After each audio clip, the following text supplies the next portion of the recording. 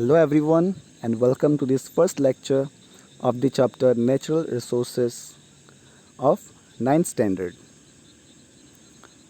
This is a new chapter and whenever I start a new chapter, I tend to begin with a little bit introduction about the chapter's name.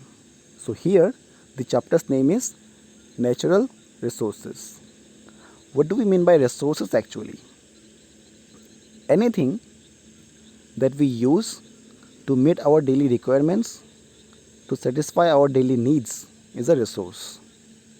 For example, for a teacher to teach in a classroom, what does he need? He will need blackboard or whiteboard, you can say. He will need chalk or marker and a duster. So this chalk or marker, this whiteboard or blackboard and this duster, all these are resources for the teacher because they are useful things for the teacher. Clear? So let us give a definition to this term resource. Everything available in our environment which can be used to satisfy our needs are called resources. Resources are everything which are available in our environment and which can be used to satisfy our needs. Now it is about natural resources. It is about natural resources. What are natural resources? As the name suggests, natural means something provided by the nature, something supplied by the nature. So we have just studied about resources. So what are natural resources then? The resources which are provided to us by the nature are natural resources. Very simple. Now if I consider the example of our mobile phone. Mobile phone, is it a resource? Of course it is.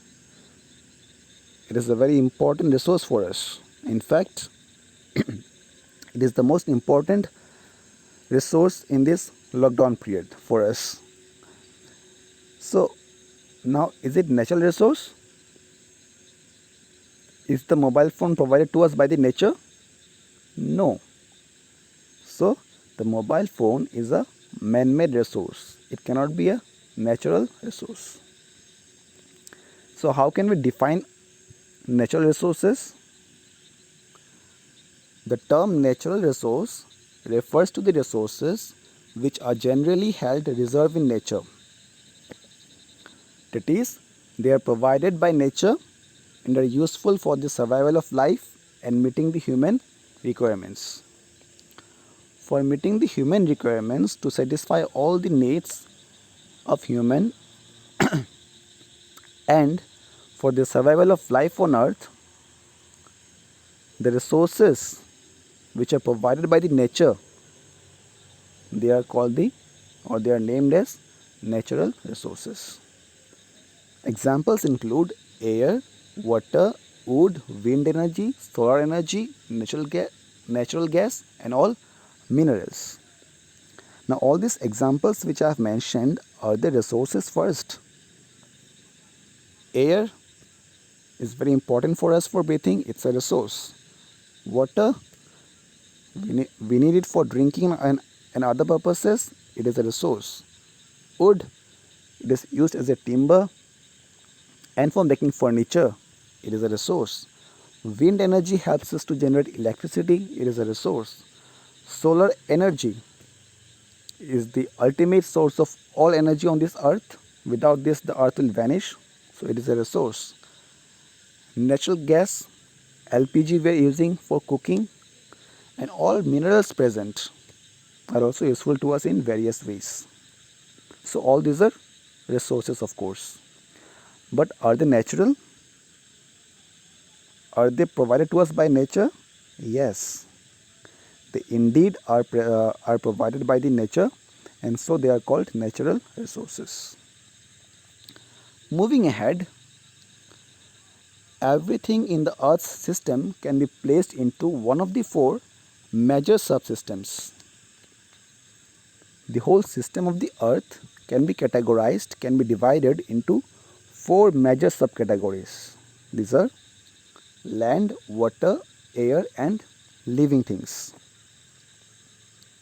So, the subsystems into which we can categorize the whole system of the Earth are called spheres. Spheres are the subsystems into which we can categorize the whole system of the Earth.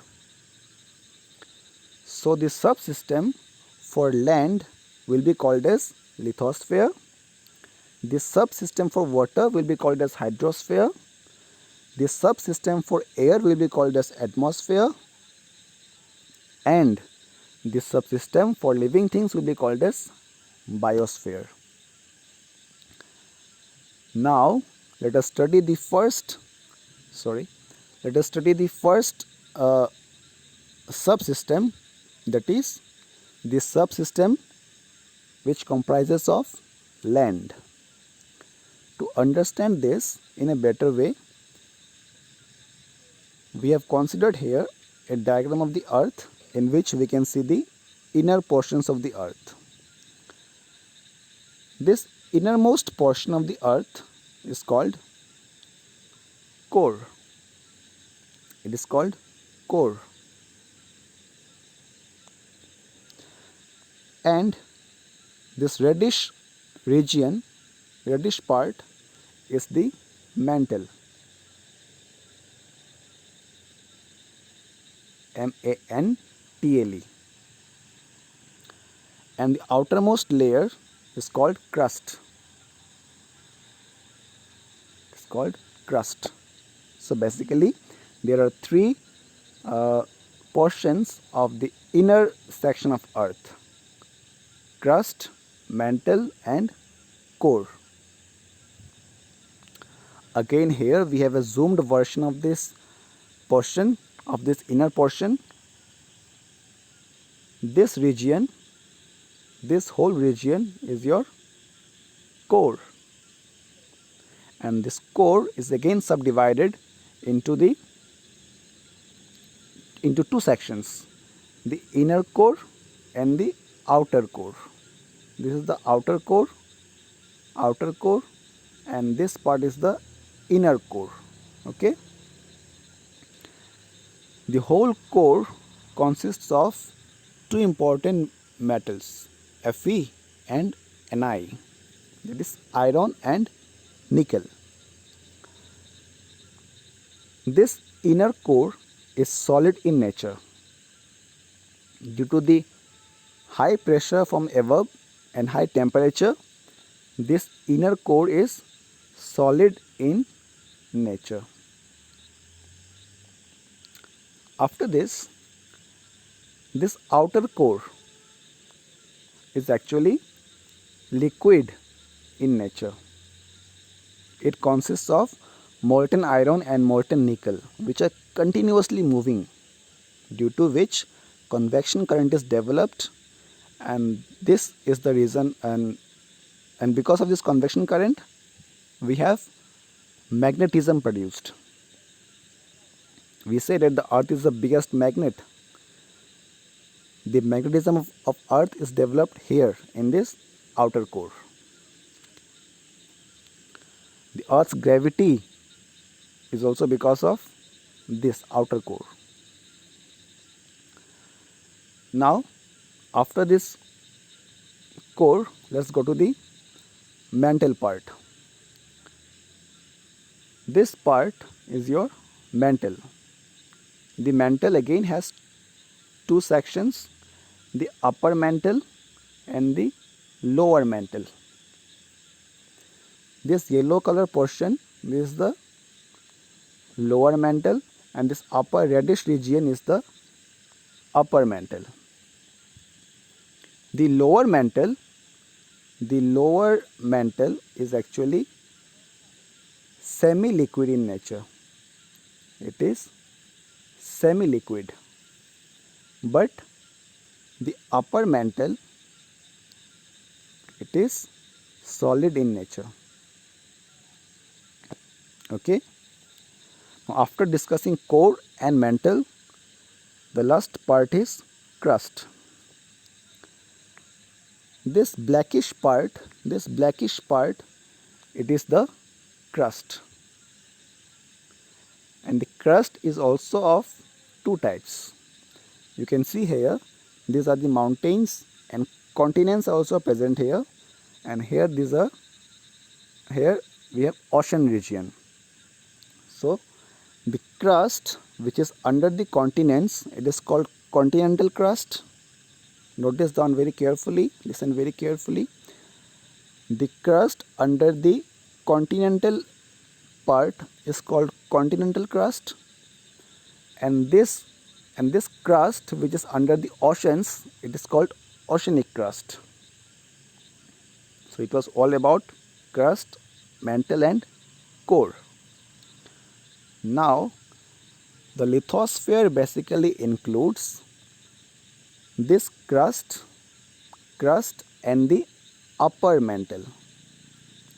So we can say that lithosphere L is, or we can say lithosphere L is equal to the crust plus the upper mantle, which is solid part.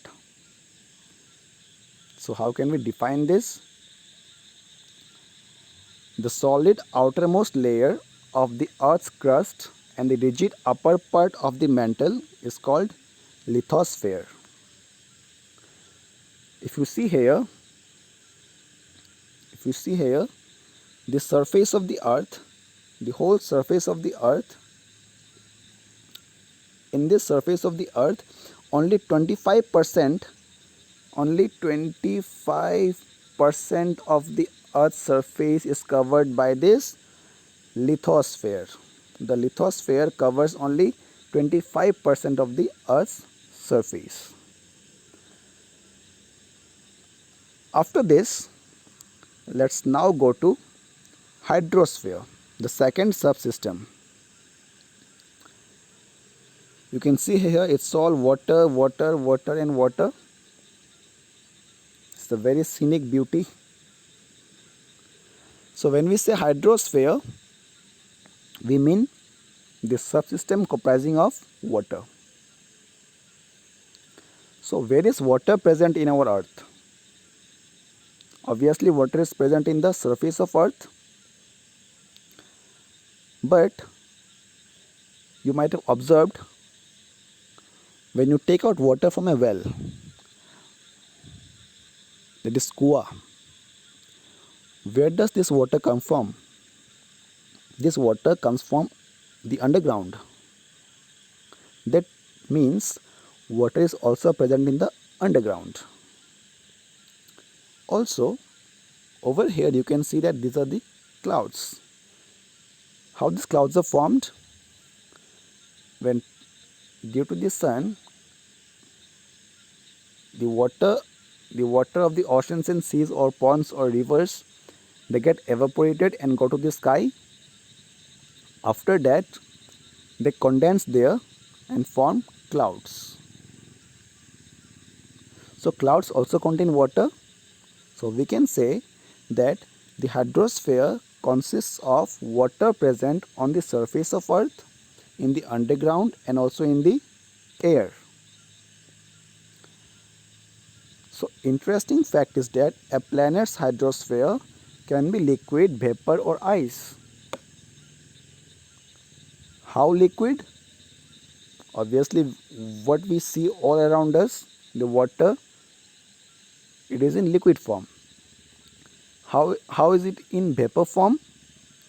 The water vapor present in the atmosphere, this water is in vapor form, and the glaciers or icebergs which we see in oceans or big seas, the icebergs, so this is water in ice form. That is why we are saying that a planet's hydrosphere can be liquid, vapor or ice. And In the last part, that is in lithosphere, we said that the Earth's surface, 25% of the Earth's surface is covered with lithosphere. Now you will come to know that the remaining 75% of the Earth's surface is covered with water in the form of seas, rivers, lakes, ponds, reservoirs and dams, etc. So this was all about hydrosphere. In this video we discussed about natural resources, we discussed about lithosphere, and last of all we discussed about hydrosphere. If this video was useful to you, please like, share and subscribe, and don't forget to press the bell icon so that you keep getting notifications for the next video which I'll be uploading next. Thank you all. Bye.